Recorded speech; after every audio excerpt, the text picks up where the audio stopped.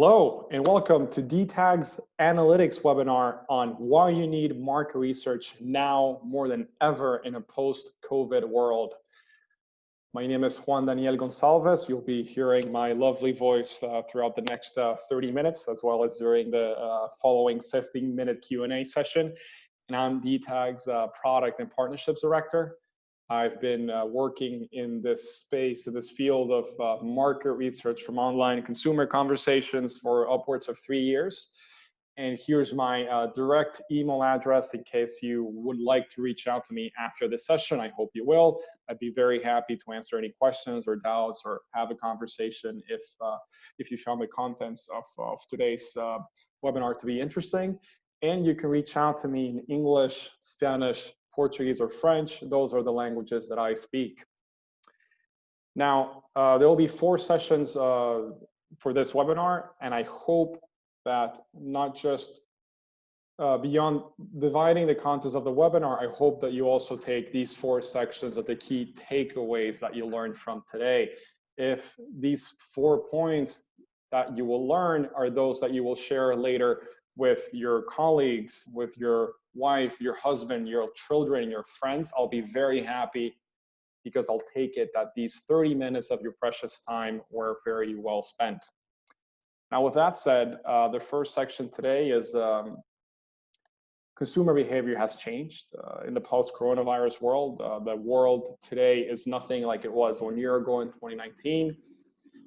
And whether it's going to stay this way moving forward, that's up for debate. But I do personally believe short to medium term, we will see a drastic change in human behavior and human actions that is unprecedented in history. The second point is, how do we adapt to this new world? The content and the main purpose of this webinar is to show you more about how OCCA, or online consumer conversation analytics, can help you improve your understanding of how people think now.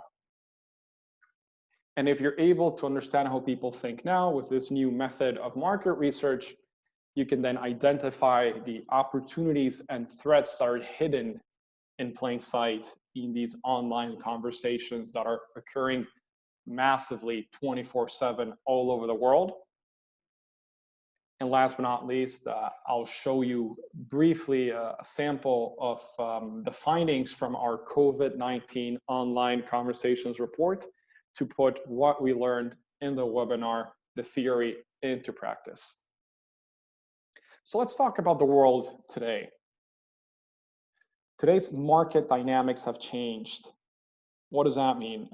With regards to how we work, how we lead our professional lives, current reports indicate that 60 to 70% of professionals now work from home. We see companies such as Google enacting policies where all employees are expected to work from home at least until the summer of 2021. Other companies, in turn, have made it so that there is now an indefinite period of time where people will have to work from home as we struggle and as we grasp the implications and the consequences of coronavirus. Beyond working from home, there has been a reduction in travel. The International Air Transport Association estimates that close to $20 billion will be lost this year alone in the industry worldwide, which in turn affects indirectly other industries such as hospitality that will not recover for the time to come. There's a shifting balance in the economics of today. And what this means, with people working more from home and there's being a reduction in travel, online presence, online activity has massively increased. A report comparing Q1 data consumption of 2020 compared to Q1 2019 shows that there has been a 47% increase in data consumption at home. And this leads us towards getting closer to a fully developed digital age. We have been slowly progressing towards living our lives more digitally.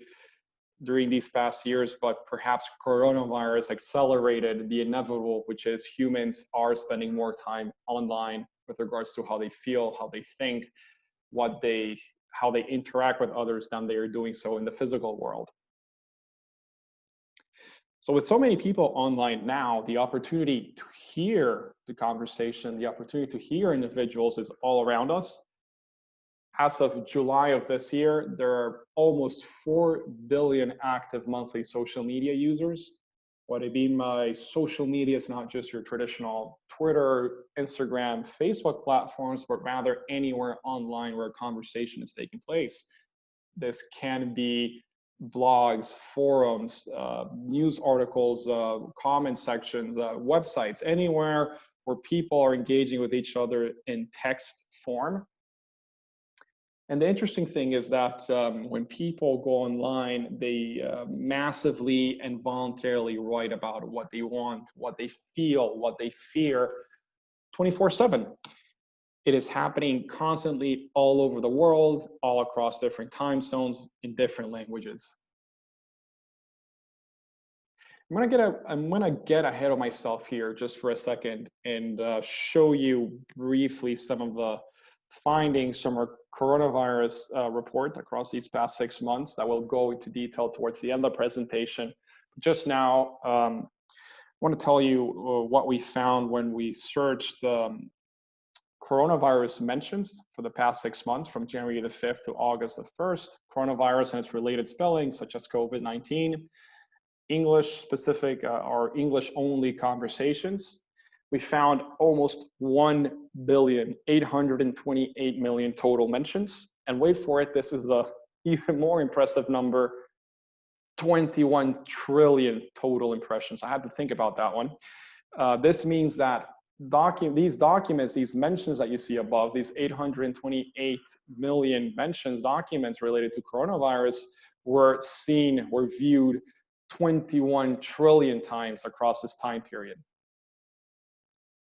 The sources where we looked for this data were Twitter, news pages, blogs, forums, Facebook sites, Facebook public pages. This is a default source query that we used. We could have been much more specific and gotten even higher numbers, even higher results, but just even the basic default sources, we got these many numbers. And very interestingly, you will see somebody you might recognize. It turns out that after doing our analysis, the most associated phrase with regards to coronavirus was Trump, indicating that despite the fact that coronavirus was a health issue, it's a pandemic issue, it is still very much politicized in online conversations and overall conversations, how we think and how we discuss the virus. So this slide is for you, the listener today, the decision maker, the manager, the business owner, the curious person wanting to learn more about how to interpret today's world. So a constant challenge we all have is it's always difficult to understand what consumers really think. And it is even more difficult now because we don't feel comfortable or we don't understand where we are or where we're headed in this new status quo. So I ask you, fellow listeners, do you feel confident that your marketing budget, your 4Ps, is being well spent getting your message across? Do you feel confident that you're saying what people want to hear, what people need to hear in this post-coronavirus world? And if you don't, or if you would like to even feel more confident than right now, this is where online consumer conversation analytics comes in, this new market research methodology that might be what's necessary to adapt to this changing world. I'll tell you briefly about why I believe that is the case. First of all, we talked before about how there are 4 billion active monthly social media users.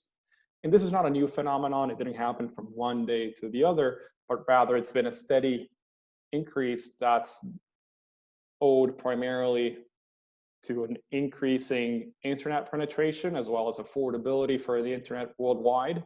So much so that 4.5 billion people as of January of this year are internet users. That's almost 60% of the world's population.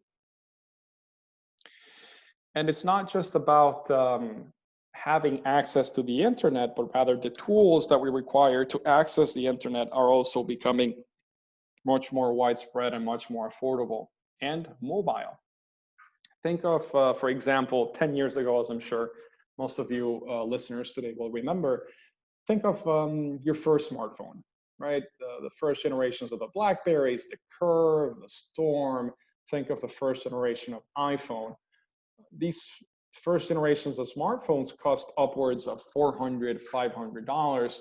And now today, if you want to buy a smartphone, such as one from French company Alcatel, from Chinese company Huawei, you could do so for $50, let's say $100. Downloading Twitter in a Huawei affordable phone is feasible in the same way that downloading Twitter would be in an iPhone XS, meaning that it is becoming much more universal and much more easy to participate in the online conversation, just to use Twitter as a channel for this example.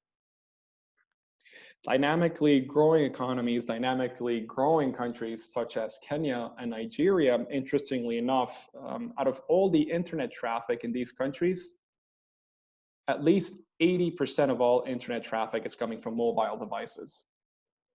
And this is all supported by the fact that there are 67% of the world's population are unique mobile phone users, much more so than the penetration rate for the internet that we saw in the previous slide. So this brings me to the thought that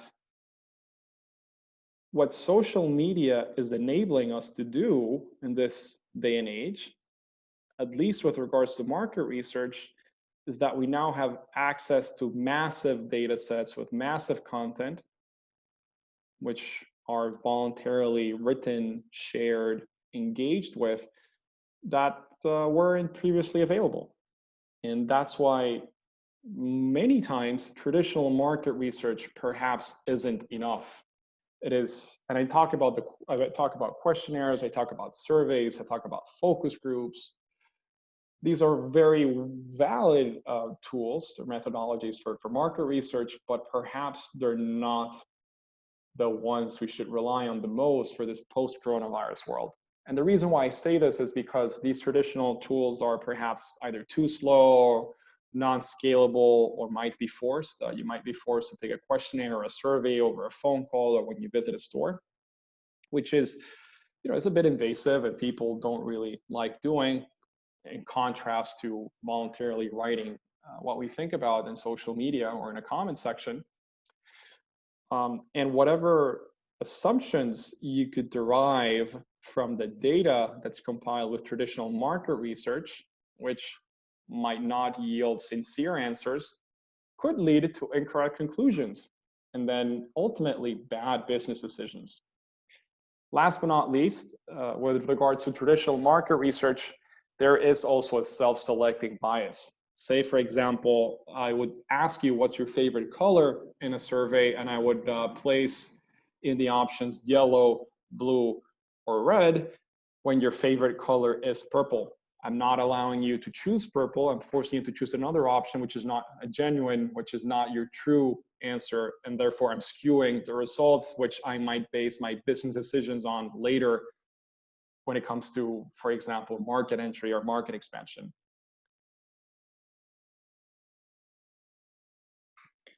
So how to implement, now that we are learning a bit more about market research with regards to, or market research supported by online consumer conversation analytics, how do we implement this into our business strategy? So we all want to be able to access our consumers' minds. This is not one meeting you will go to, not one decision maker you talk to will tell you, I don't want to know how my consumers think. And with online conversation analytics, you're able to take a peek at these massive conversations happening all the time to discover new business opportunities, especially during this new coronavirus or post-coronavirus world. You can understand market demands and how they change rapidly. You can adapt to the threats and the opportunities that might emerge, that might constantly change in such a dynamic, interconnected, and globalized world. You can understand what people want to hear, what people need to design the successful marketing campaigns that will best benefit your market expansion, your market share, or your market entry strategies. And last but not least, it's very important, online consumer conversations allow you to keep track of your competitors, not just what they're doing, but what consumers might be saying about your competitors as well. The process of how this new method of market research works in a very simple way is as follows. First of all, companies such as ourselves at DTAG Analytics were able to access, we're able to crawl all available public conversations that are online in text format. These can be Czech online marketplace websites. These can be Argentinian sports blogs or sports forums. Anything that's online, that's public, and that's text, we can access and then extract the data that's relevant to us, to the search term we have, to answer the questions that the decision maker needs to answer for their business strategy. And we pass them through our natural language processing algorithms, which are rules developed to understand human language in the same way as a human native speaker would.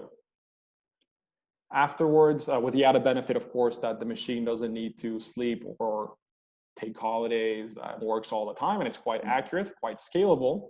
And then afterwards, the results we get from the algorithms are then interpreted by our analysts or consultants to be crafted into valuable and actionable insights, reports that take into account all this business intelligence from online conversations.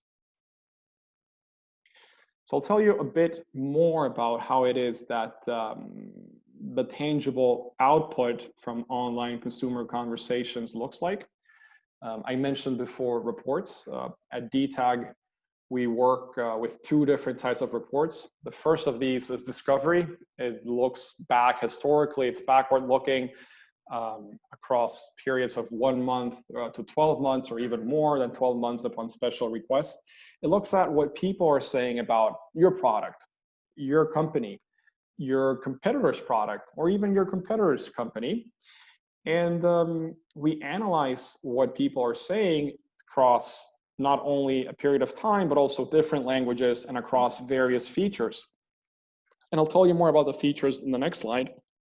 But before we go there, Radar is the other report type we generate. It's forward-looking, it's ongoing, it's a subscription basis. And what it does is very similarly to Discovery, it also processes and analyzes what people are saying with regards to your company, your competitors across the wide range of features and languages, but delivers results weekly or monthly. And the use case, a very valid use case for Radar, is tracking a launch and the development and the reception of one of your most recent marketing campaigns, or even not only yours, but perhaps even your competitor's campaign. You want to see how people are reacting to what your competitors just launched. And this is very well something we could help you with at DTAG. And then with regards to the features that I mentioned, the first of the features, the very cornerstone of online consumer conversation analytics is online presence.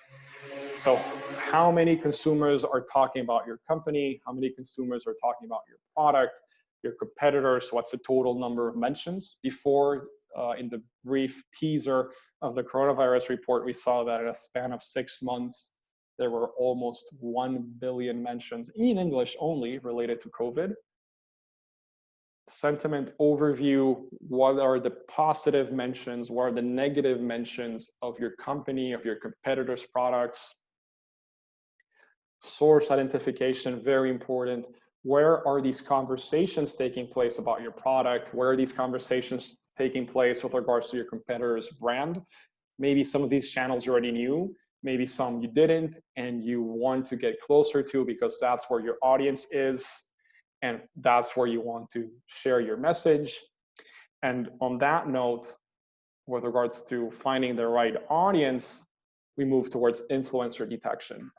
Who and where are the opinion leaders or the key drivers discussing your products? Who are these individuals that affect how people think, that drive how people think, but not only who they are and where they are, but who are the top critics? Who are the top supporters of your company? Who are the top supporters of your competitors? It's really important to understand who these individuals are or who these organizations are, so you can approach them if it's perhaps if it's not positive publicity for you, if it's not a good PR look, you might approach them and see if there's a way you can mitigate the effects of this negative PR you're receiving, or perhaps if you identify an influencer for your target demographic and your target industry, this might be the right person to talk to build a partnership to reach the consumers you care about much more directly and much more massively. Expression detection. This one is, I apologize. This one is very important. Expression detection is about determining which are the top phrases and expressions that are associated with a particular search term, in this case, a company or a product. I'll tell you a story about how this looks like. I'm Portuguese myself, and I had a friend who wanted to import Ferraris into Portugal, which he wasn't the first to do it. I'm sure he wouldn't be the last, but he was curious about understanding online what were Portuguese people, or rather Portuguese owners of Ferrari, discussing with regards to the cars. Were they talking about the leather seats? Were they talking about the wheels? Were they talking about the sound system? We don't know, but we were able to find it out with our technology and our system automatically by finding these relational phrases that were said in context with Ferrari. And it's not just about which are the top phrases associated with the search term, but also what the sentiment is. So in the case of my friend, he wanted to understand which were the features that were the most popular or the most heavily criticized, so that he could adapt his business plan, so he could adapt his strategy and offer consumers what wasn't available before with regards to the existing stock of Ferraris they could purchase in Portugal. And in this case, a common criticism actually was the sound system, among many others. And he was able to insert into his business plan, into his actual sale of the product, customized sound systems that were positively received by individuals who know about the product, who understand the industry, and who appreciate that somebody's listening to them, somebody understands them and offers a solution to their pain point.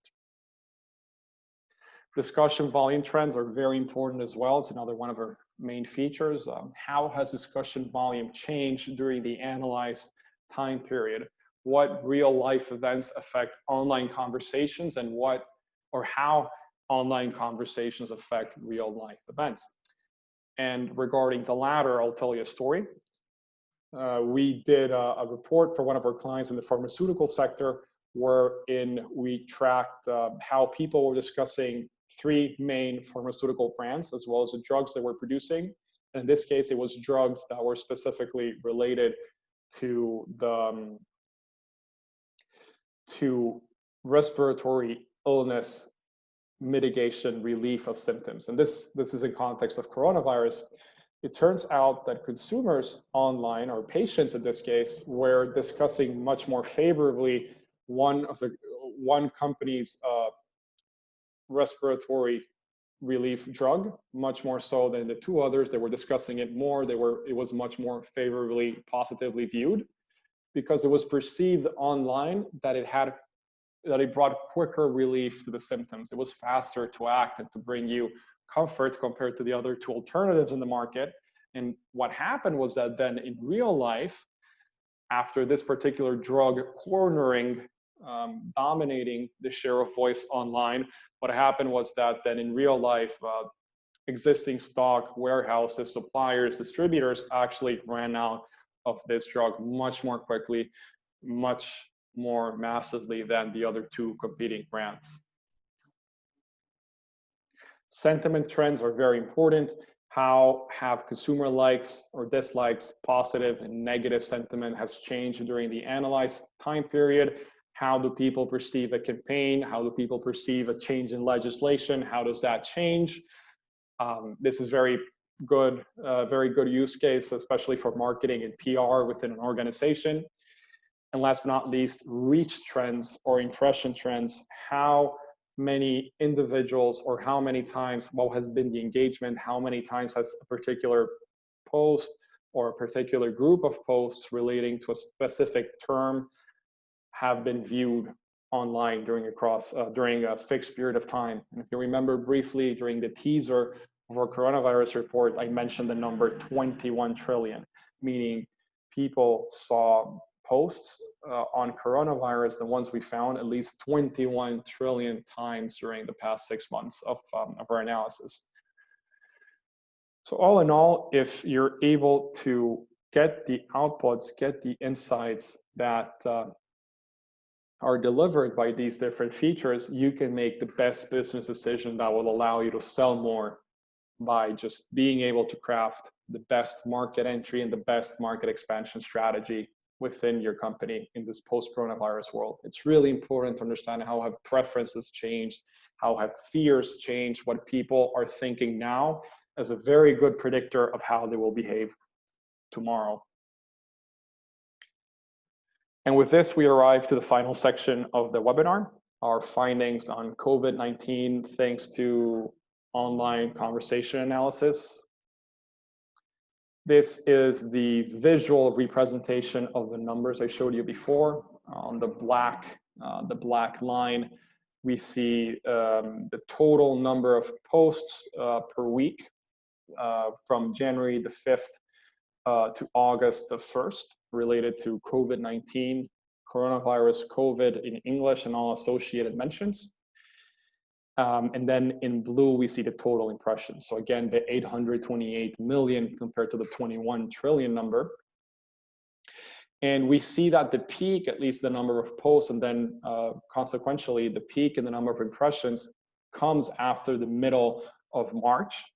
It just turns out to be that the middle of March was when Europe principally realized the extent, the gravity of coronavirus. It was no longer a foreign news story that was just constricted to China. It was something that was affecting Europe, and we saw the first quarantine policies, the first border closures, and then subsequently you see that the trend died down from what we call COVID fatigue, people being a bit tired of listening to coronavirus all the time, despite the fact that today we all know that COVID is still very much present in our day-to-day lives. And I want to show you now some examples of what it is that we found specifically within the conversation. We're able to do demographic analysis and demographic segmentation. Males were much more dominant or participated more in the conversation than females. But interestingly enough, with regards to age groups that were the most active, both for males and females, we find the same age group, 55 to 64, were the most active in the conversation, which makes sense when you put it in the context of what we know today about COVID. Age groups which are older are more at risk of suffering the symptoms and consequences and complications from the disease. So naturally, these individuals will be more active and more concerned about the conversation and the news developing around coronavirus. Then we're also able to segment by location. Well, we call it geolocation. We see that in this case, because again, remember, these were English only coronavirus mentions, we see how the United States dominated the conversation, the share of voice out of all other countries in the world within our analyzed data set, just simply because the US is a country with upwards of 320 million people, and it's a country that's incredibly digitalized in terms of individuals having access to the internet and having access to social media. Next, we see the sentiment drivers that affected the conversation. What were the words that were most responsible for negative and positive distribution of sentiment in coronavirus mentions? The results we found were very much in line with what we expected. Most individuals were afraid of death and complications from coronavirus. As we can see, die from people, death in the attributes column. But at the same time, we do see that there's a light at the end of the tunnel. There were also significant mentions. Approximately 2.6 million of all posts were related to health. People wanting to find a solution to be useful with regards to how to help their communities or expressing solidarity with others who were affected by the crisis. Now, with regards to popular items or phrases associated with coronavirus, I bring your attention back to Trump. Trump was the term that was the most popular associated to COVID mentions during our report, which was quite the outlier. We were not expecting that. In fact, we were expecting to find more. The results we found, the second, third, and fourth place, cases, pandemic, tests, deaths. It just goes to show that this pandemic has been very much politicized worldwide. Now, I want to drill down only to a time span of 2 weeks to show you that even small, or what we consider small when you think about a data set of 6 months, 2 weeks is quite small, but even small periods of time when it comes to online consumer conversations are massively happening 24/7. Even a small 2-week time span can yield significant insights, significant changes that should be taken into consideration by companies, organizations, governments that need to be able to react quickly to what's happening in the world around them. So we found that the most popular topics during the examined period, the first one was health, which is very much in line with what we expected. Health was quite popular in terms of the topic that was associated to the majority of these COVID mentions or documents online, so much so that it was almost 3 times higher than the second most popular topic, disasters. It's important to understand that human language is quite varied and quite context dependent. So at DTAG, we're able to adapt the topics to the context in which they're being discussed.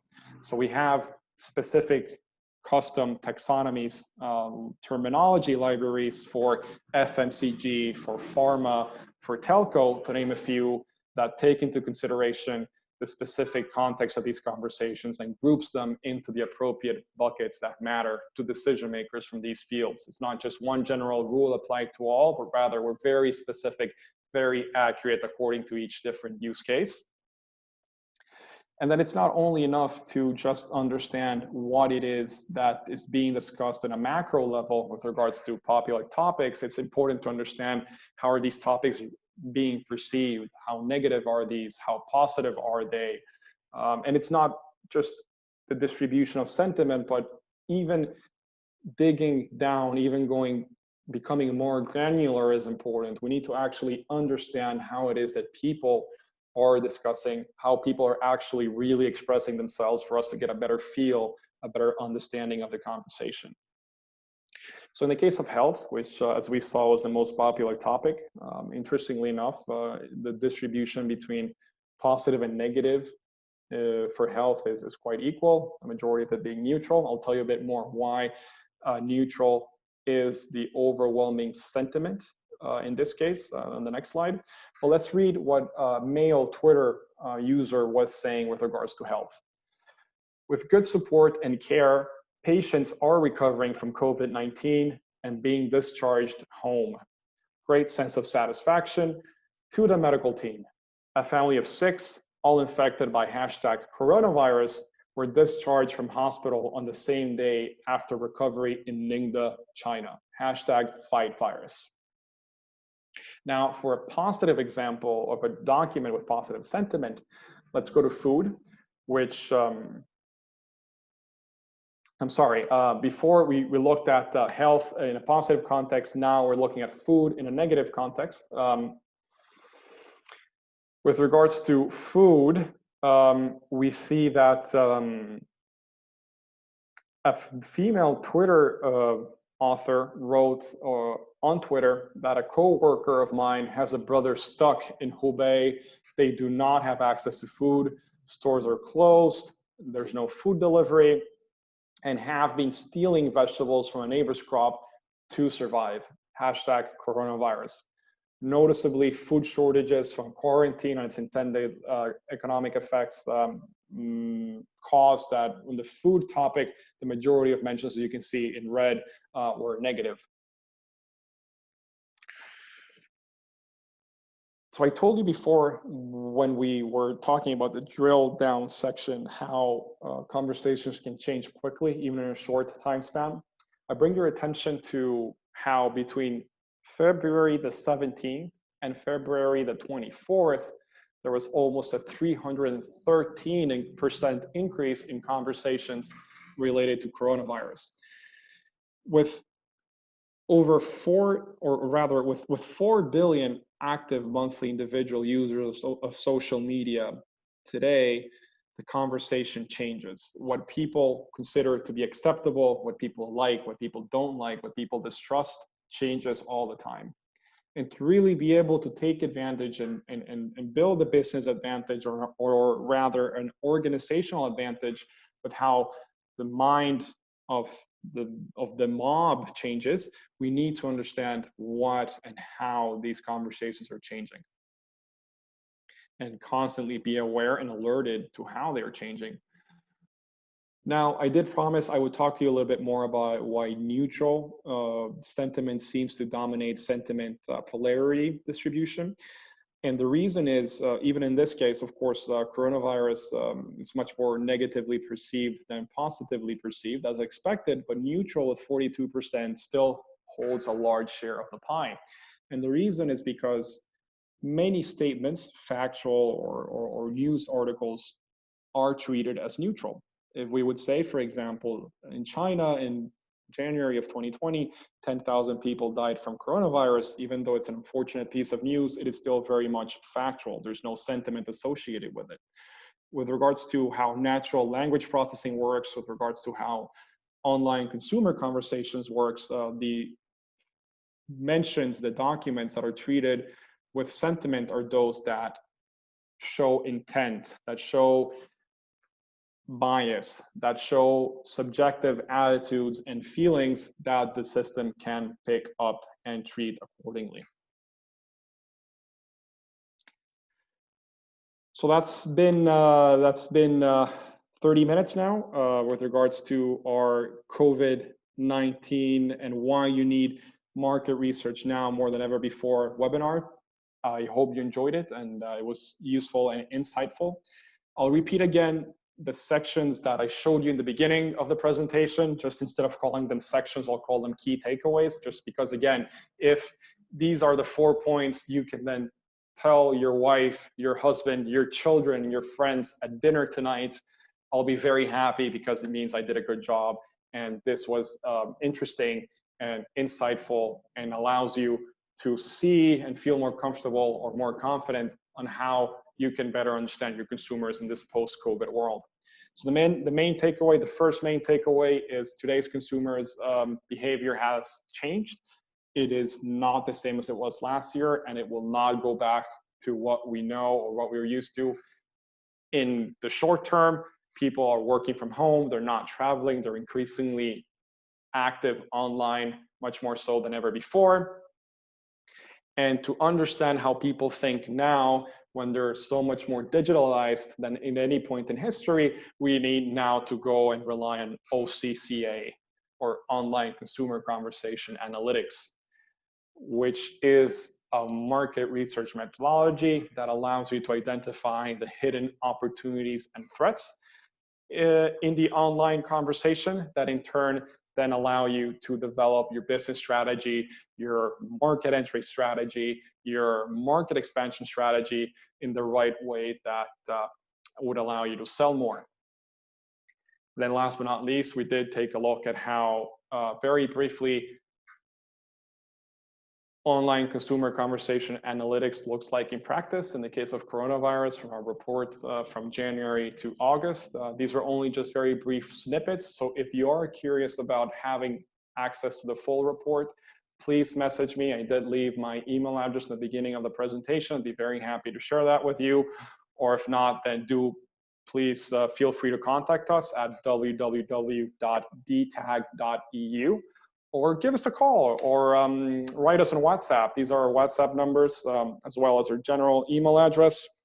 We're very happy to answer your questions, your comments, your suggestions. And if we don't have time to answer all of these questions we have in the next 15 minutes, then we'd be very happy to schedule a follow-up with you where we can tell you more about this new world of market research and how you can come out strongly and take by the horns the opportunities that exist in today's post-coronavirus world. So thank you very much. This has been, again, Juan Daniel Gonsalves, Product and Partnerships Director at DTAG Analytics, and I look forward now to your questions. Thank you.